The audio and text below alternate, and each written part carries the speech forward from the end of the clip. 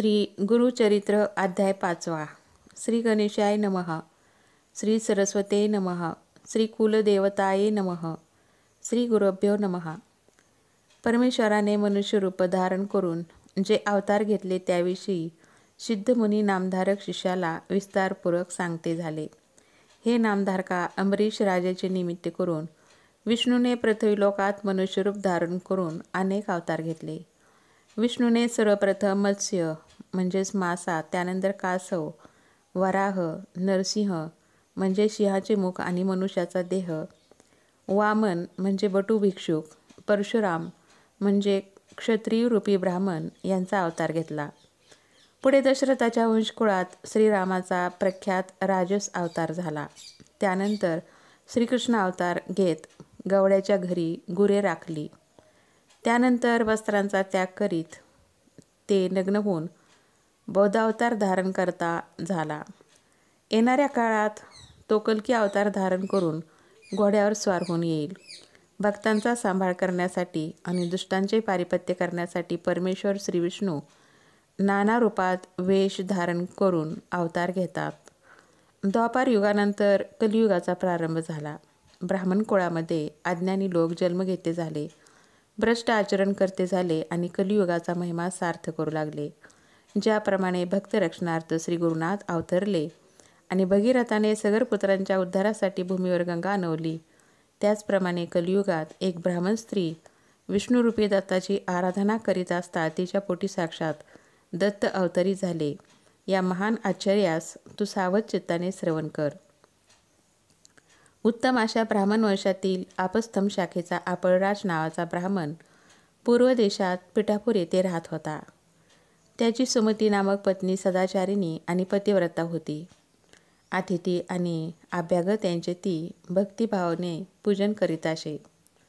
एकनिष्ठतेने पतिसेवा करणारी ती सद्गुणी स्त्री नित्यनेमाने अतिथींचाही सत्कार आदर करीत असतानाची ही कथा. एकदा आपळराज व सुमती यांच्या घरी अमावस्येच्या निमित्ताने श्राद्धविधी चालू असताना भगवान श्री दत्तात्रय तेथे अतिथी वेश धारण करून आले. श्राद्धविधीसाठी ब्राह्मण जेवायचे बाकी असतानाही सुमतीने दारी आलेल्या अतिथीरूपी श्री दत्तात्रयास भिक्षा घातली.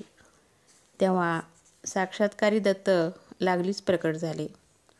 त्यांनी त्रयमूर्तीचे अतिवगूढ असे रूप प्रकट करून सुमतीला दर्शन घडवले. तेव्हा पतिव्रता सुमतीने श्री दत्तात्रयांना मनोभावे वंदन केले. श्री दत्तात्रय तिला म्हणाले, माते, तुझ्या मनात असलेली इच्छा प्रकट कर, म्हणजे ती नक्कीच पूर्ण होईल. श्री दत्तात्रयांचे आशीर्वचन ऐकून ती विचारात पडली आणि पुढे होत तिने अनेक प्रकारे दत्तप्रभूंची स्तुती केली आणि त्यांना हात जोडून विनंती केली, हे जगन्नाथा, तुझा जय जयकार असो. तू या विश्वाचा करता धरता आहेस, तेव्हा हे देवराया, आपण माझी आवड हेतू पुरवावी. तू सर्व प्राणीमात्रावर कृपा करतोस. वेद आणि पुराणे देखील तुझी कीर्ती उच्चारवाने गातात. त्या तुझ्या कीर्तीचे वर्णन मी कसे करू. तू सत्यवचनी आहेस. ध्रुवाला आढळपद देणारा आणि बिभीषणाला लंकेचे राज्य देणारा देखील तूच आहेस. भक्तजनांच्या उद्धारार्थ तू अवतार धारण करतोस. तुझे हे भक्तवत्सल ब्रीद 14 भुवनी व चराचर सृष्टीत सर्वत्र प्रसिद्ध आहे. माझ्या मनातील इच्छा पूर्ण करणारा वर तू मला देणार असशील तर तसेच कर. तुझे बोलणे मिथ्या ठरू देऊ नकोस. हे जगोद्धरका, हे अनाथांच्या नाथा, हे नारायणा, तू माझ्या मनातील इच्छा पूर्ण कर. अशी विनंती करून सुमती श्री दत्तात्रयांच्या पाया पडली. तिची तळमळ पाहून श्री दत्तात्रय संतुष्ट झाले आणि तिचा हात आपल्या हाती घेत तिला आश्वस्त करीत म्हणाले, हे माते, तुझी काय इच्छा आहे ते सांग. तेव्हा ती पतिव्रता सुमती म्हणाली, तुम्ही मला माते म्हणून संबोधले, माझा उल्लेख माता असा केला, तेव्हा आता आपले वचन सत्यात उतरवावे. मला बरेचदा पुत्रप्राप्तीचा योग प्राप्त झाला, मात्र त्यातील कुणीही जगला नाही. जे जगले ते अंध आणि पांगळे आहेत. मी जन्मास घातलेला एकही पुत्र योग्यतेचा नाही. अशा मूर्ख उपयोग शून्य प्राण्यांना जन्मास घालून काय साध्य व्हावे. अशा वैगुण्यामुळे ती बालके असून नसल्यासारखीच आहेत. त्यामुळे या जवळपास निपुत्रिकपणे जगण्याला काही अर्थ तरी उरतो का. तेव्हा हे पुराणपुरुषा, ज्ञानसागरा, तुमच्यासारखा ज्ञानी बुद्धिवंत कीर्तिवंत पुत्र मला व्हावा. तिचे बोलणे ऐकून श्री दत्तात्रय संतुष्ट झाले. भक्तजनास दीक्षा देण्याचे कार्य पुढे घडणारच होते. श्री दत्तात्रयांचे आधीच ठरले होते. त्यास अनुसरून तापस वेशधारी श्री दत्तात्रय म्हणाले, तुला महान तपस्वी पुत्र लाभेल, जो तुझ्या वंशाचा उद्धार करेल आणि त्याची कलियुगात अखंड कीर्ती नांदेल. मात्र तो जन्म घेतल्यानंतर बालक तुम्हाला जे सांगेल त्याप्रमाणेच तुम्हाला वागावे लागेल. अन्यथा तो अत्यंत श्रेष्ठ असा ज्ञानी बालक तुमच्यापाशी राहणार नाही. तो बालक नक्कीच तुमचे दैन्य दूर करणारा निपजेल. एवढे सांगून तो तपस्वी म्हणजे श्री दत्तात्रेय अंतर्धान पावले. या प्रसंगामुळे ब्राह्मण स्त्रीला सुमतीला आश्चर्य वाटले. तिच्यासोबत घडलेला हा अतर्क्य व आश्चर्यकारक प्रसंग तिने आपल्या पतीच्या कानावर घातला. साक्षात श्री दत्तात्रेय आपल्या पोटी अवतार घेत असल्याचे लक्षात येताच आपण राजांनाही आनंद झाला. मध्यान्ह समयीची वेळ म्हणजे अतिथी येण्याची वेळ. त्यावेळी श्री दत्तात्रेय अतिथी रूपाने साक्षात येतात तेव्हा त्यांना आवर्जून व आदरपूर्वक भिक्षा घालावी. त्यास उपाशीपोटी अथवा विनमुख पाठवू नये. माहूर आणि करवीर म्हणजे कोल्हापूर ही श्री दत्तात्रेयांची निश्चित स्थाने आहेत. पांचाळेश्वर येथे त्यांचे नित्य वास्तव्य आहे. श्री दत्तात्रेय कुठल्याही वेळी कुठल्याही रूपात येऊ शकतात. तेव्हा असे काही घडेल याचा विचार न करता येणाऱ्या अतिथीला नित्य नेमाने मनापासून भिक्षा घालावी. त्यावर ती ब्राह्मण पत्नी चटकन म्हणाली, आज मात्र मी तुमची अवज्ञा केली. ब्राह्मणांचे श्राद्ध विधीने भोजन घेणे बाकी असतानाच मी त्यापूर्वी अतिथीला श्री दत्तात्रेयांना भिक्षा घातली. पत्नी सुमतीचे बोलणे ऐकून आपण राज आनंदला आणि म्हणाला, पतिव्रते, हे तू योग्य केलेस. त्यामुळे माझे पितृ संतृप्त झाले. आहा, आम्ही पितरासाठी जे विधी कर्म करावे आणि श्री विष्णूला अर्पण करावे, तोच विष्णू दत्तरूपाने साक्षात आपले घरी प्रकट होऊन भिक्षा स्वीकारता झाला, हे नवल घडले. आज माझे सर्व पितृ तृप्त झाले, कृतार्थ होऊन स्वर्गसुखास प्राप्त झाले, कारण येथे साक्षात त्रैमूर्ती अवतार श्री दत्तात्रेयांचे आगमन झाले.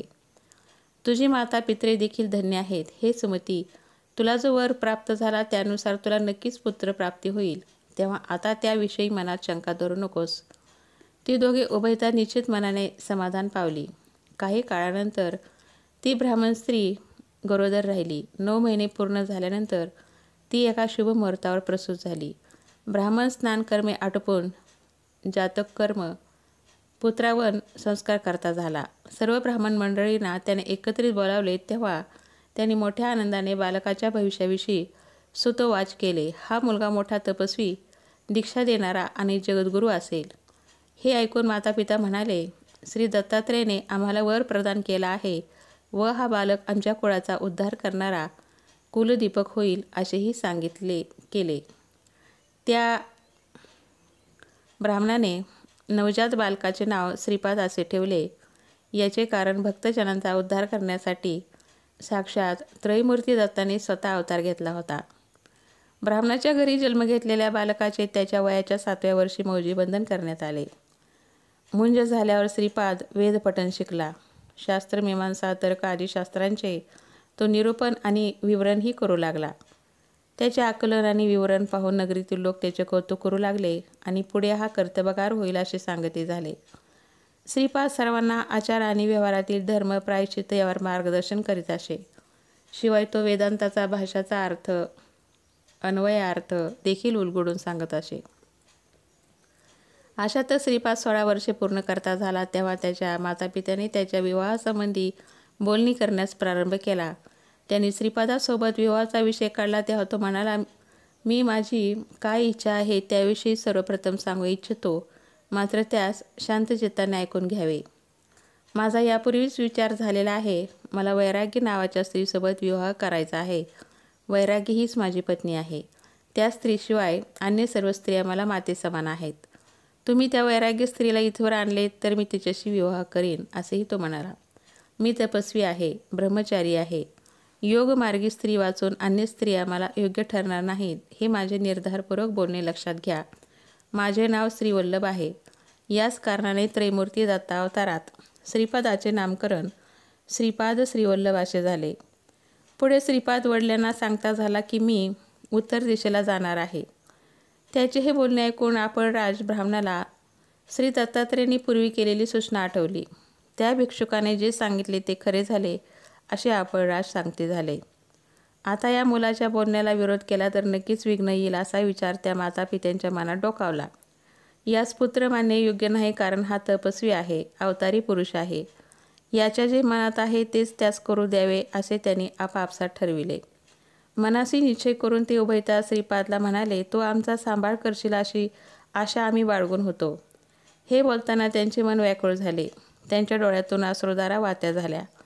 पुत्रप्रेमामुळे ते दोघेही जण एकाएकी मूर्छित झाले, शुद्ध हरपून बसले. मातेचे दुःख पाहून त्या अवतारी सत्पुरुषांनी श्रीपाद श्रीवल्लभाने प्रथम मातेला शुद्धीवर आणले. तिच्या डोळ्यातील अश्रू पुसले आणि तो म्हणाला, माते, चिंता करू नकोस. तुला जे हवे आहे ते सारे काही मी तुला देईल, तू सुखाने राहा. त्यावर सुमती माता म्हणाली, तुझ्यामुळे आम्हाला आमच्या दुःखाचा विसर पडला.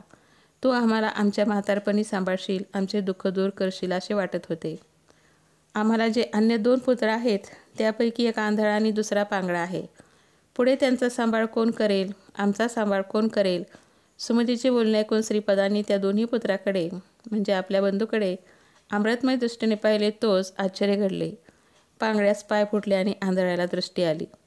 त्यांना तत्क्षणी वेदशास्त्र व्याकरणादी सर्व काही अवगत झाले आणि ते दोघेजण आम्ही कृतार्थ झालो असे म्हणत श्रीपाद चरणी वंदन करती झाली. परिस्पर्श होताच जसे लोखंडाचे सोने होते, त्याचप्रमाणे त्या सात्विक सत्पुरुषाची नजर पडताच ती कुमकुवत दुर्बल बालके सुदृढता प्राप्त करती झाली, धडधाकट झाली. श्रीपादांनी बंधूला आश्वासन दिले, तुम्ही पुत्रपौत्रासह, संपत्तीसह, सुख समृद्धीसह चिरकाल आनंद उपभोगाल. तुम्ही मातापित्यांची सेवा कराल, महाज्ञानी व्हाल, ऐहिक सुख प्राप्त करून सुखी व्हाल आणि अखेरीस निश्चितपणे मुक्त व्हाल, म्हणजेच मोक्ष प्राप्त कराल. दोन्ही बंधूस उपदेश करून श्रीपाद आपल्या मातेला म्हणाला, तुम्ही या दोन्ही मुलासोबत राहिल्यास नक्कीच सुखी व्हाल. माते, तुझे हे दोन्ही पुत्र शतायुषी होतील, त्यांना कन्या व पुत्र प्राप्त होतील. तुम्ही पुत्रपौत्रापर्यंतचे त्यांचे सुख तुमच्या डोळ्यांनी पाहू शकाल याची खात्री बाळगावी. त्यांच्या घरी लक्ष्मी अखंडतेने वंशपरंपरागत नांदेल. तुझी ही लेकरे वेदशास्त्रात पारंगत होतील आणि जगभरात कीर्तिवंत होतील. हे माते, आता माझी अवज्ञा न करता तू मला इथून उत्तरेकडे जाण्याची आज्ञा दे, कारण मला तेथे अनेक साधूजनांना दीक्षा द्यावायची आहे. असे सांगून आणि मातापित्यांची परवानगी घेऊन श्रीपाद श्रीवल्लभ अंतर्धान पावला आणि काशी क्षेत्री थेट गुप्त रूपाने पोहोचला. काशीहून श्रीपाद बद्रिकावनात गेला. तेथे त्याने नारायणाची भेट घेतली. आपल्याला मनुष्य रूपात राहून अवतार कार्य करावायचे आहे हे त्याने सर्वप्रथम निश्चित केले. त्यानंतर तो साधू लोकास दीक्षा देण्यास गेला आणि मनोवेगावर स्वार होऊन संचार करीत गोकर्ण क्षेत्री पोहोचला. अशा प्रकारे सिद्धमुनींचे बोलणे ऐकून नामधारक त्यास वंदन करता झाला. ही कथा श्रोत्यांनी शांतपणे श्रवण करावी असे सरस्वती गंगाधर सांगत आहेत. अशा रीतीने श्री गुरुचरित्रामृत ग्रंथातील परमकल्पतरू कथामधील श्री नरसिंह सरस्वती उपआख्यानाच्या अनुषंगाने सिद्ध व नामधारक यांच्या संवादामधून घडणारा दत्तात्रेय श्रीपाद अवतार कथन नावाचा हा 5वा अध्याय पूर्णत्वास आला आहे. हा अध्याय श्री गुरु दत्तात्रेय चरणी अर्पण करीत आहे. श्री गुरुदेव दत्त.